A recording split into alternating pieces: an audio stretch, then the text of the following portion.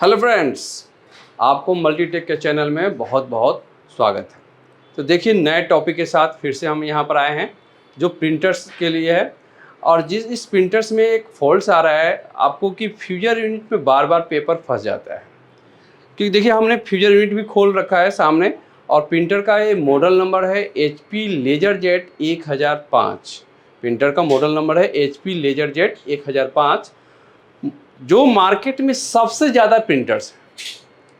आपको इस प्रिंटर को यदि आपने कर लिया तो इसके अकॉर्डिंग ही बहुत सारे मॉडल्स हैं जो सेम एज इट इज़ है।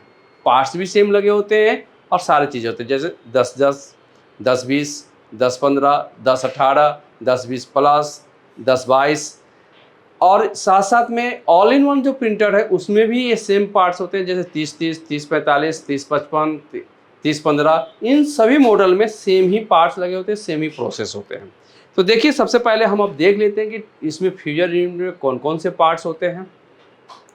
क्योंकि जब तक हम कोई भी पार्ट्स के नाम नहीं जानते हैं, उसका वर्किंग कंसेप्ट नहीं समझते हैं, तो हम उसको फॉल्ट्स आसानी से नहीं ढूंढ पाते हैं। तो देखिए, कैसे आप फॉल्ट भी ढूंढ लीजिएगा और उसके पहले पार्ट्स के बारे में मैं बता देता हूँ। तो देखिए, सबसे पहले जो इसके पार्ट्स हैं उसका नाम मैं बता देता हूँ, इंट्रोडक्शन भी करा देता हूँ। ये जो पार्ट्स आप देख रहे हैं इसे हम बोलते हैं प्रेशर रोलर। प्रेशर रोलर, और कभी भी प्रेशर रोलर को जो टच करना है तो ऑयली हाथ से टच नहीं करना है। आपके हाथ में डस्ट नहीं लगा हुआ होना चाहिए, ऑयल नहीं लगा हुआ होना चाहिए। यदि ऐसा होता है तो आपको प्रेशर रोलर में प्रॉब्लम्स क्रिएट करेगा जी। सेकेंड पार्ट्स, ये हमारा टेफ्लॉन होता है जो देख रहे हैं आप। इस टेफ्लॉन को थर्ड नंबर जो पार्ट्स होंगे,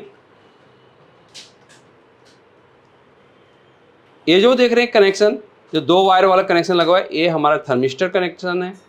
और ये जो मोटे वाला जो वायर लगे हुए हैं ये हीटर का कनेक्शन है। देखिए, ये एलिमेंट लगा हुआ है, ये सामने देख रहे हो एलिमेंट, ये हीटर का एलिमेंट है। और इसके अंदर में थर्मिस्टर लगा होता है जो हीटर को हीट को क्या करता है, कंट्रोल करता है।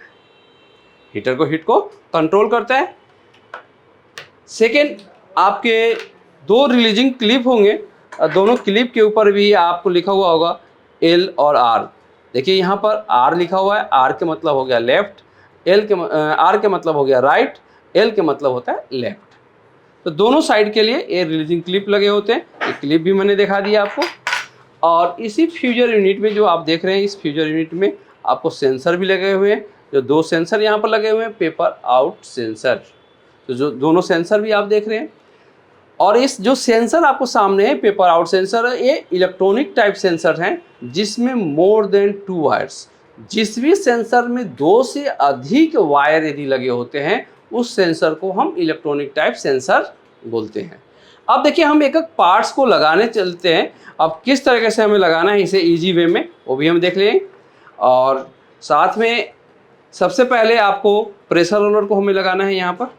अब प्रेशर रोलर को कैसे लगाना है, तो गियर साइड से याद रखना है कि ये जो छोटे से गियर लगा हुआ है, इस गियर साइड में ही प्रेशर रोलर को इस साइड में यहाँ पर बैठा देना है कट में।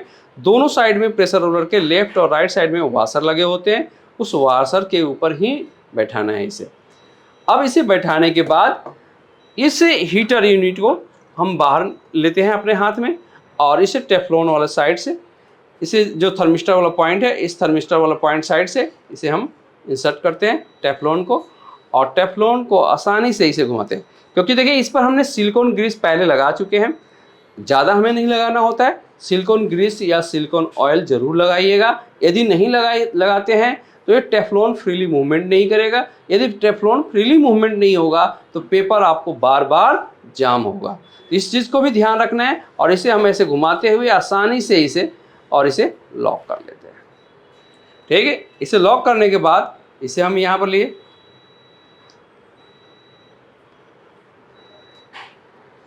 और इसे हम कट में फंसा देते हैं। देखिए, ये कट में फंस गया। और अब इसके बाद में हम यहाँ पर दोनों साइड के पॉइंट पर इसे हम आसानी से रख लेते हैं।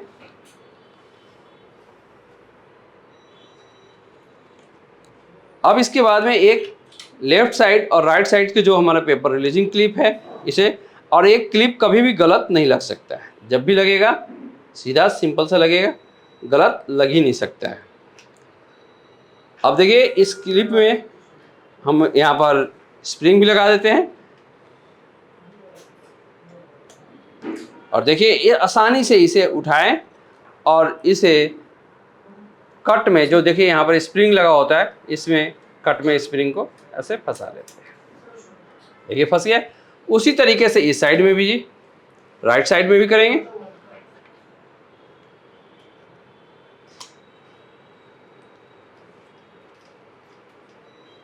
और ये हमारा,